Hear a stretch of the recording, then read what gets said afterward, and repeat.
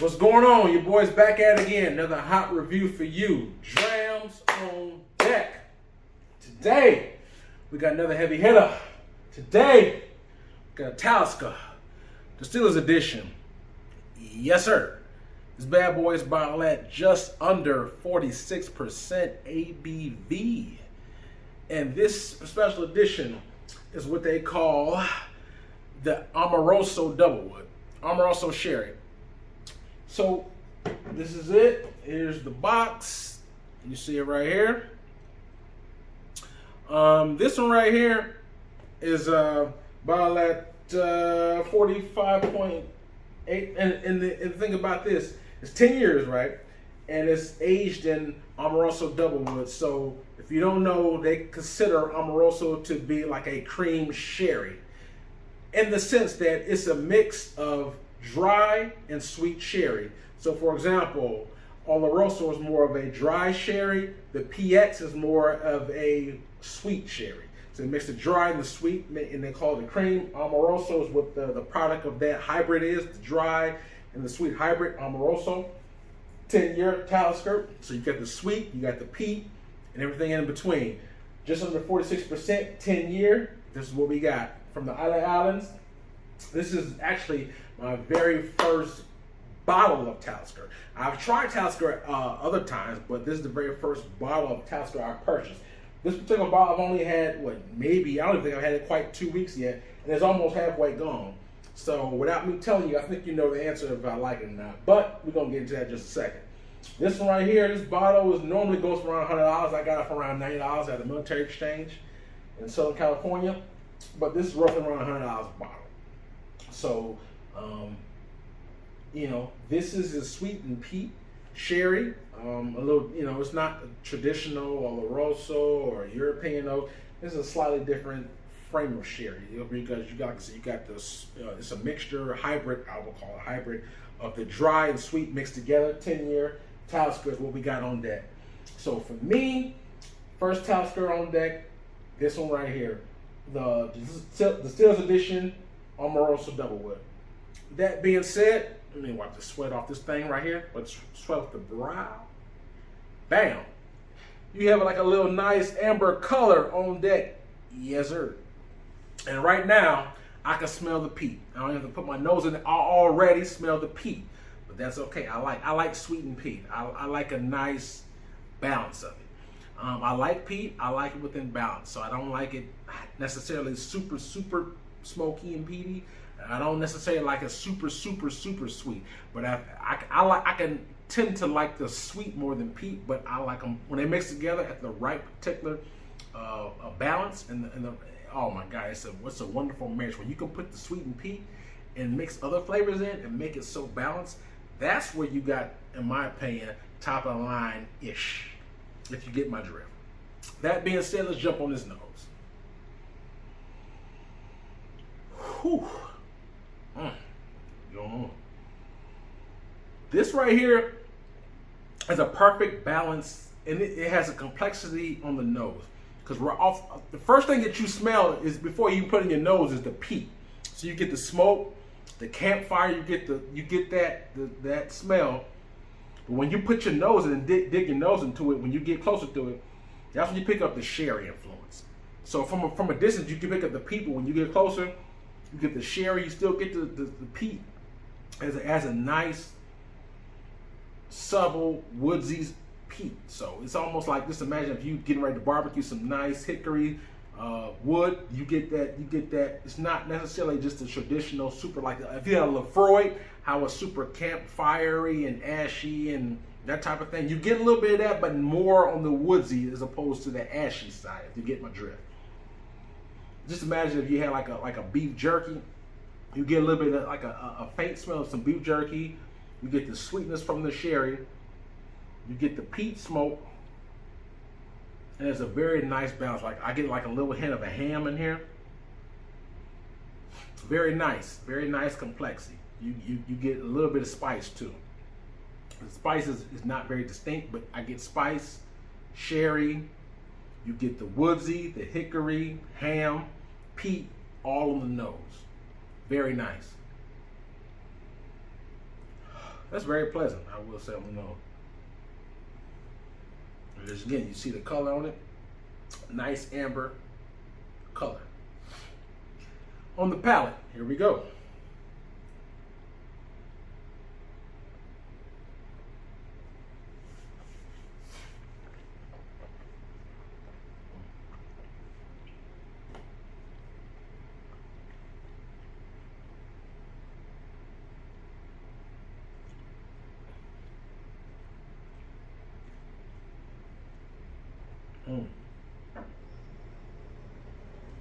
Wow. When they say cream, sherry, I definitely get a creamy, viscous taste on the palate. I love it. The creamy viscosity, when I say viscosity, I mean the oiliness. I like it because when you have that mouth creamy, oily feeling, it coats your palate. Just imagine some nice lotion. Let's suppose you fresh out the shower, your skin is dry, and needs nourishment. So you fresh out the shower, you dry, you took a long hot shower, you put the creamy oil, lotion or oil on you, how it just coats your skin very well. That's how I feel when it coats the palate. It's very creamy. It just seeps right into your pores and your taste buds, and you can really taste that creamy, sherry, peaty taste. I love it.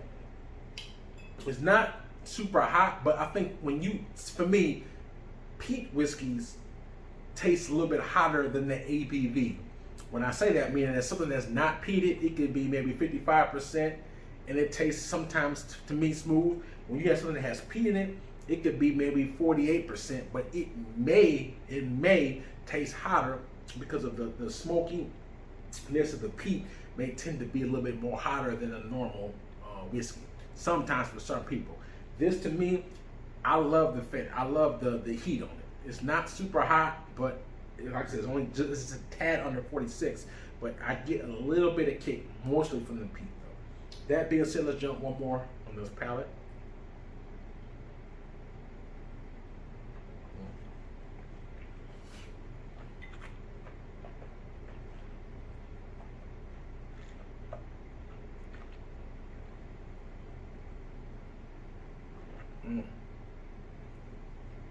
Sometimes the flash may drown out the specs on the bottle, but this right here is bottled in 2008. It was actually distilled in 2008, I'm sorry, and bottled in 2018. So it's a 10-year. So from 2008 to 2018, that's what this is. FYI, this expression has different years that it was bottled. Certain expressions that they have prior to this. So anyway, this is a 2008-2018 version. That being said, the second sip was amazing. Has a very creamy sherry, and this sherry tastes, I'll be honest, it tastes a little different from the normal, like of a Macallan sherry. The sherry is you can pick it up, but it's different. It's just a different one. Amoroso is not a traditional sherry that you'd always taste in multiple expressions of whiskey. Most of the whiskey that I taste that has sherry is European sherry, Amoroso sherry, or PX sherry. This one has traditionally like both of those in it, but the mixture of it, the Amoroso tastes a little bit different. There's Muscatel sherry, there's Manzanilla sherry, there's different forms of sherry. This one right here, I like the fact that it's different. You know, it's not super sweet, but when you mix it with the peat, it's a very, very nice balance, and I love it. That being said, it is a wonderful dram.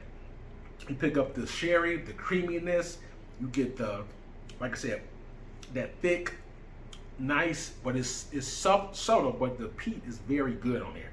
It has like a hickory. Just imagine a barbecue. You're barbecuing ribs or brisket.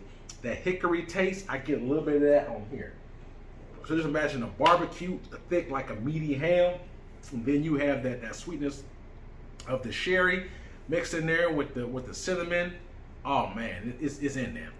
But for review purposes, I'm going to add a little bit of water in here. Normally, I have not added water yet, so this is the very first time I'm going to add water into this dram. We'll see if it changes the complexity at all. But to me, it doesn't need it, but I just want to see if it changes anything. But yeah, Talisker has a 10-year. It's well known that they have different age statements.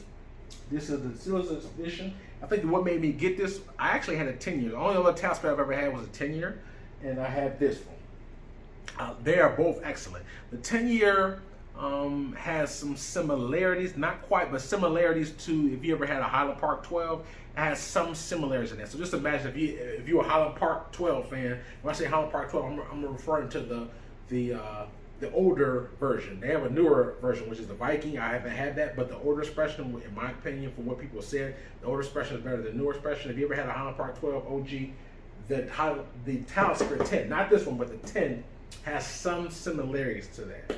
So if you're a fan of the OG HP 12, then the Talisker 10 may be in your alley. That being said, the 10, and this is the only one I've had, this one to me is better than the 10. That's just my personal opinion, because keep in mind, this is a 10-year Talisker, but the sherry influence adds a different layer of flavor and sweetness that the 10 doesn't quite have. It's still, I mean, the 10 may be slightly more peaty. And it's a matter of preference. Some people who look at 10 more so. If you're not a sherry guy, you're just a super smoke guy, you may prefer 10 than this. It's all subjective. But for me, to me, one of my favorite whiskeys nowadays is when you can get a nice sweet and peat. Like that's like, just imagine you're getting barbecue sauce and you're getting sweet and spicy or sweet and tangy. You're getting the best of both worlds. It's a hybrid. You're getting the smoke, you're getting the sweetness, and anything in between. It's a hybrid, and to me, I like the complexity that brings, because if I want some smoke and I want some sweetness, I can get both in one whiskey. That to me is what I like, those particular kinds. So for me, it's a great dram, it really is. That being said, I got a little bit of water in here. It's been opened up a little bit more. Let's see on the nose. The nose is pretty similar. All the previous flavors, you know, the smoke, the ham, the sherry, I'm getting all that on the nose. On the palate, let's see if anything changed.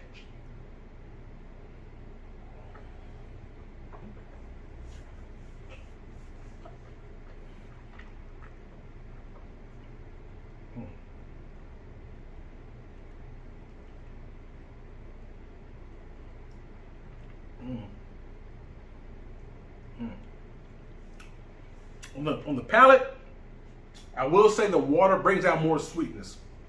So pre-water, you get like a 50-50 between the smoke and the sweetness, but I will say with the water, the peat fades out a bit. I get the peat more on the finish, on the lingering effect, but on the mid palate, till you get to that point from the entry to the mid palate, you get more sweetness. So with the water, it brings more sweetness, and the peat slightly fades out more. So if you're a guy who likes, you know, sweet and peat, in my opinion, just keep in mind, I didn't put that much water, so very little bit of water makes it more sweet and less peat.